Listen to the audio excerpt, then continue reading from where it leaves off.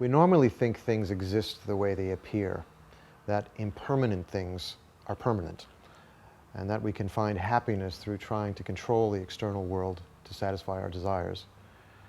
It's a pretty bleak situation, and it's called samsara. Samsara is the agitated, dissatisfied, and confused state of mind most of us experience all the time, which results in the uncontrolled cycle of birth, death, and rebirth. Just as there is dark and light, if there is samsara, then there is nirvana. And that's the state of complete mental peace. Nirvana is not an external heaven or a paradise, but rather it's a state of mind. It's totally free of all limitations and no longer controlled by destructive emotions. Join us in looking more deeply at samsara and how we're caught in it, and nirvana and how we are liberated by it.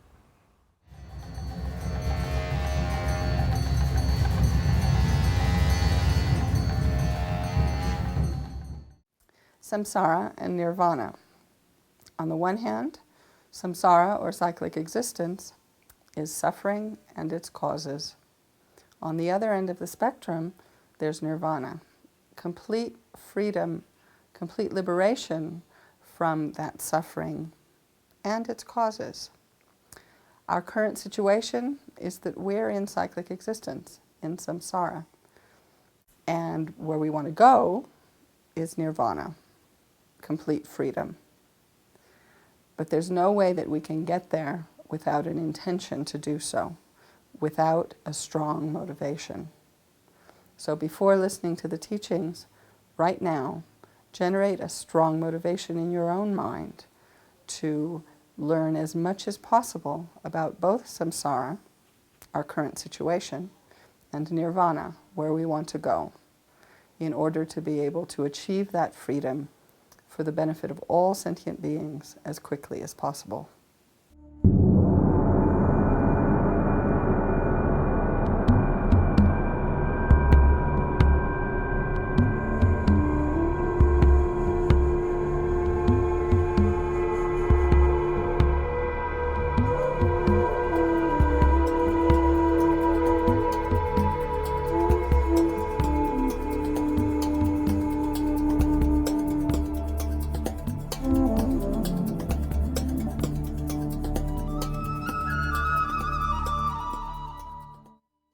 So maybe I'd like to explain a little bit more about,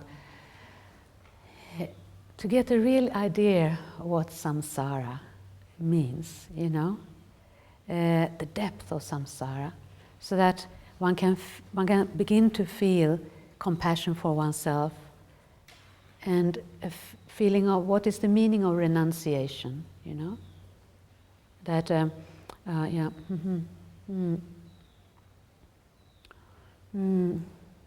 the thought renouncing samsara. So we first have to know exactly what samsara means to generate this wish to overcome samsara. So samsara, what it really means. And there is one explanation that includes, we call, 3 levels, of suffering, 3 kinds of suffering.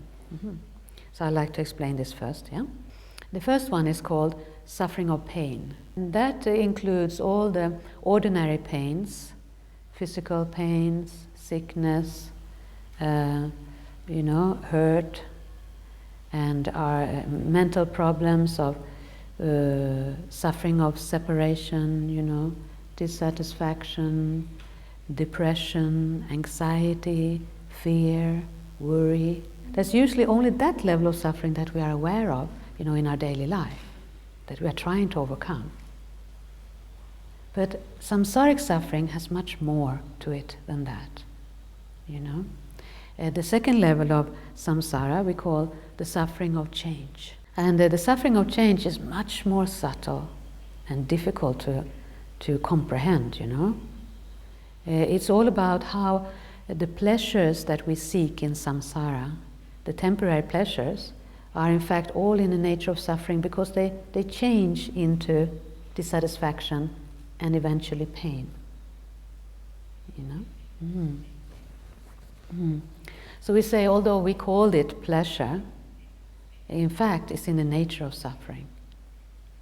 Yeah, we give it the name pleasure, but somehow when we analyze it we can see eventually always turns into suffering or misery.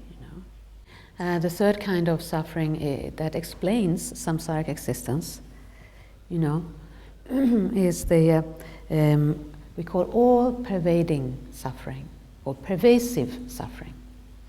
Pervasive because it covers all of our existence, our body and our mind, is in the nature of this all-pervasive suffering. So everything within our ordinary body and mind is a product, of suffering and creates more suffering. So it's in the nature of suffering.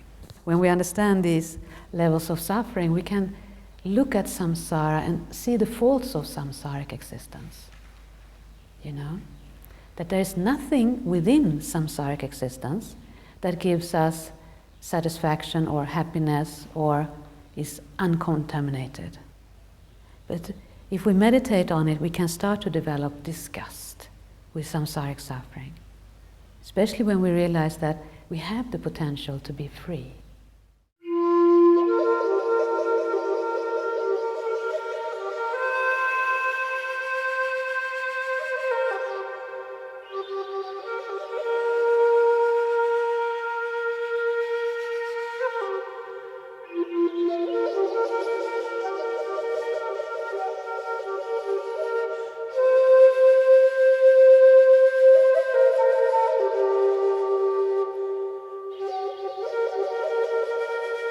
So, for Buddhists, samsara is but a way of looking at the world that is associated with attachment and self-cherishing and the desire that things be as we wish them to be.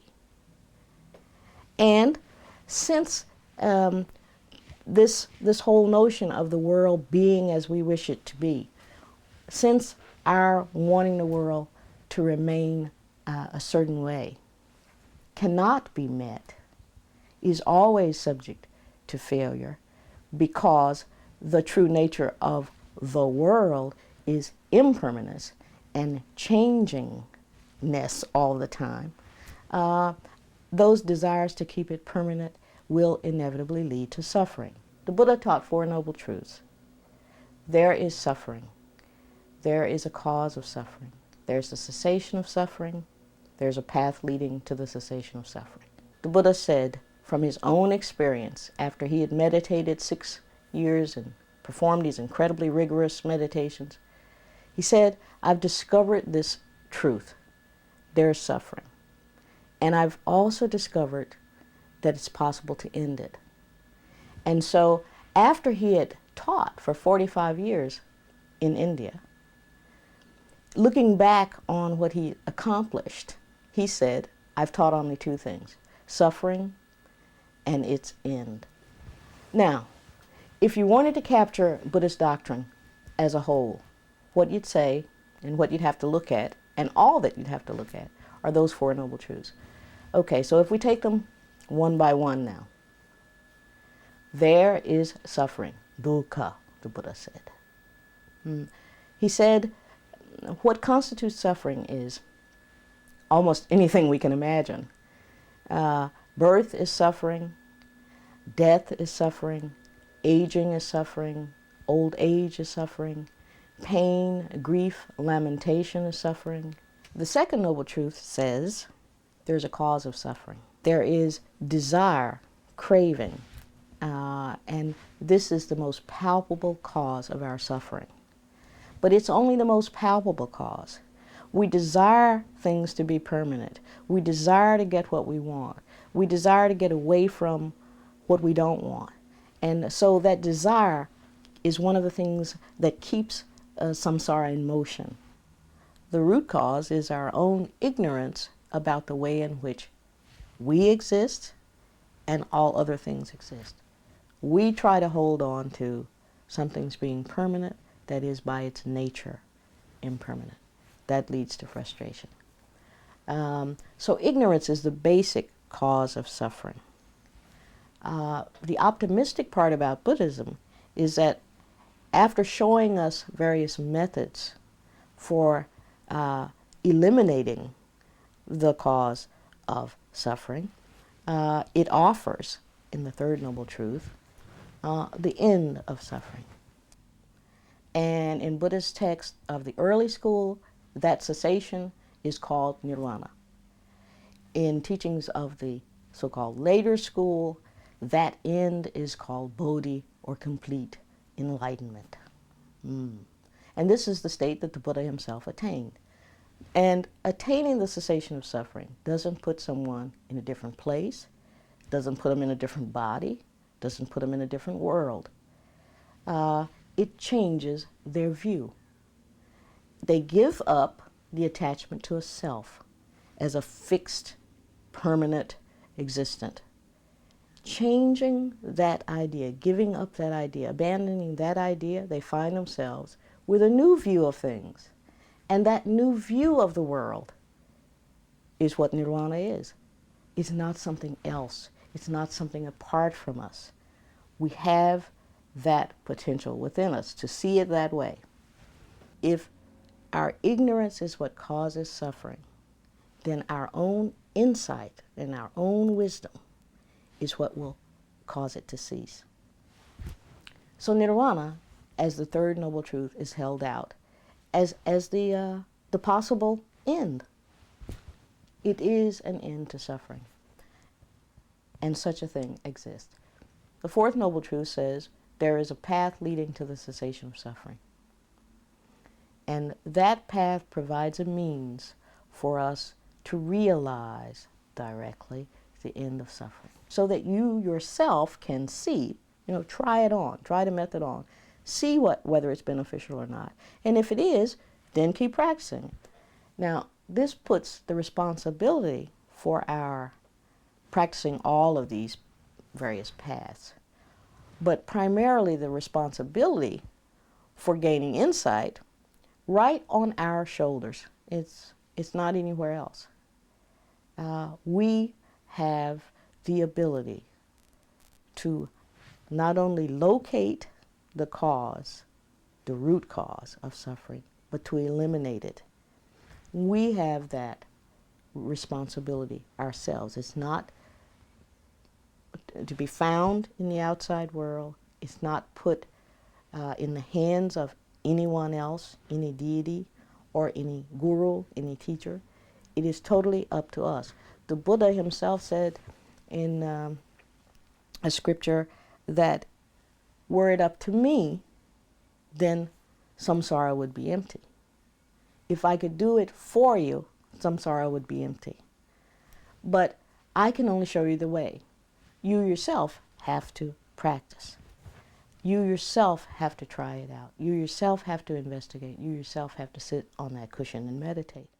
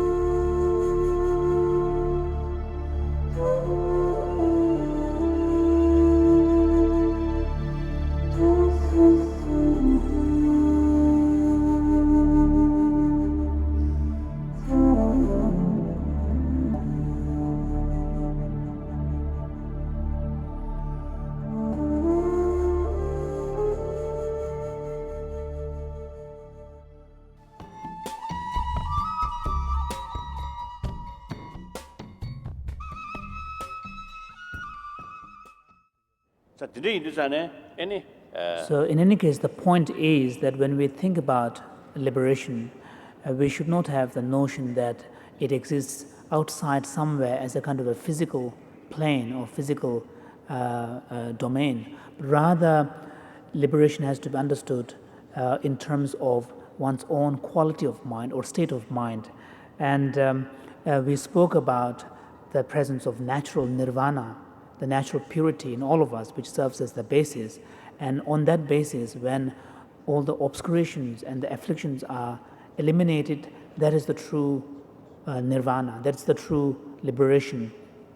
And when you go deeper in your understanding of the nature of liberation or moksha, then we can understand it in terms of the ultimate nature of one's own mind. The ultimate nature of one's own mind at a stage when all the afflictions are eliminated, that is the liberation, that is moksha. So we find that actually in the final analysis, it is our ignorance and fundamental misconception of the ultimate nature of reality that lies at the root of our samsaric existence, that lies at the root of our unenlightened existence. Therefore, if it is the ignorance and misconception of the fundamental nature of reality that creates the unenlightened existence, that means it is by cultivating the correct insight into the true nature of reality which will begin the process of undoing this unenlightened existence, which will begin the process of liberation. Therefore, as the Tibetan masters say, that when in ignorant state we are in samsara, when insight or when the knowledge is developed, generated, then we are liberated. So this samsara and nirvana is distinguished on the basis of whether we are in the state of ignorance or whether we are in the state of knowledge. And so what we find here is that the ultimate antidote for eliminating the fundamental ignorance, which is the root of cyclic existence, is the wisdom realizing emptiness, wisdom cognizing emptiness. And the emptiness, the ultimate nature of that mind, when all the obscurations have been eliminated, that emptiness of mind is that quality of mind is the nirvana. That's the final nirvana. So therefore, we can say that that which causes us to be caught in unenlightened existence relates to our ignorance of the fundamental nature of reality, emptiness. So from the Buddhist point of view, this will be explained in terms of, in the following way, that in the physical world, there is an ever-present continuum at the subtlemost level of a physical continuum. We spoke about this earlier, which is space particles. And then when it interacts, comes into contact with sentient beings' karma acts as a condition which then give rise to various permutations of the physical reality, so that eventually a macroscopic world comes into being that can actually have direct effect upon sentient beings' experience of pain and pleasure, happiness and suffering. So it is on these lines that the Buddhists would explain the whole evolution and dissolution of universe. This is very clear if you look at the traditional Buddhist teachings on the 12 links of dependent origination, which gives the picture of the process of evolution within the cycle of existence.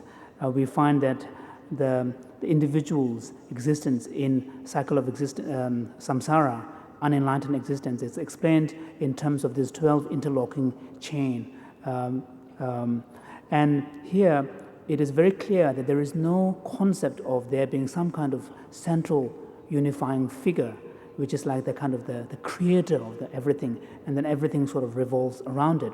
Rather, the whole evolution is explained in terms of interlocking 12 sets of 12 chains. So the point of interlocking is that when, for example, one cycle of 12 links is in progress, before that entire cycle finishes, another cycle is already set in motion, so that while, for example, when you are already experiencing the consequences within 12 chains, already ignorance and the karmic actions and so on, which is part of another cycle, is already set in motion. So in the teachings on the 12 links, the Buddha teaches us that the two sets of 12 links, a cycle of a chain of 12 links. One is the evolution or within the evolution of an individual within the unenlightened existence, starting from ignorance, karmic volitional acts, consciousness, and so on. Then he also explains to us another cycle where the cycle is reversed, which then gives us the reversal process where the process of enlightenment is explained. So by eliminating, by bringing to an end ignorance, then the volitional acts are prevented. By preventing volitional acts, consciousness is prevented, and so on. So the reversal process of unenlightened existence is also explained.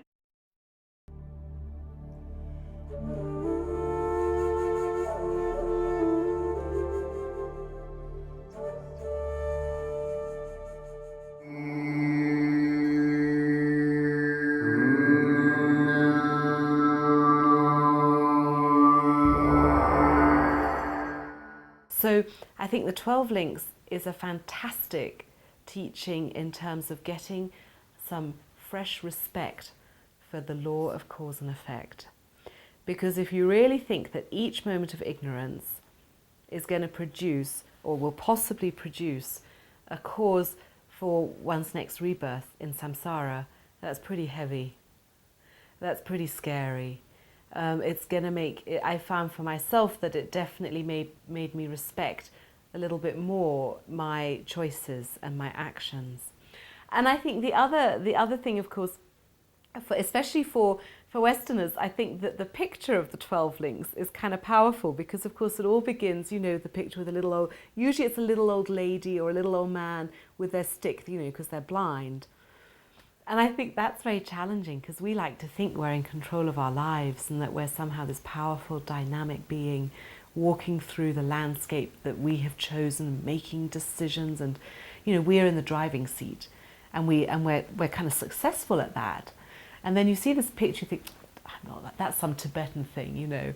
And then, of course, when you really think about ignorance and how it's essentially leading us by the nose into this mud of harming ourselves and others and continued dissatisfaction, then yeah, we are pretty much like the little blind old lady, you know, tottering towards a precipice, completely unknowing what her steps are leading towards. So I think that it's a very helpful image.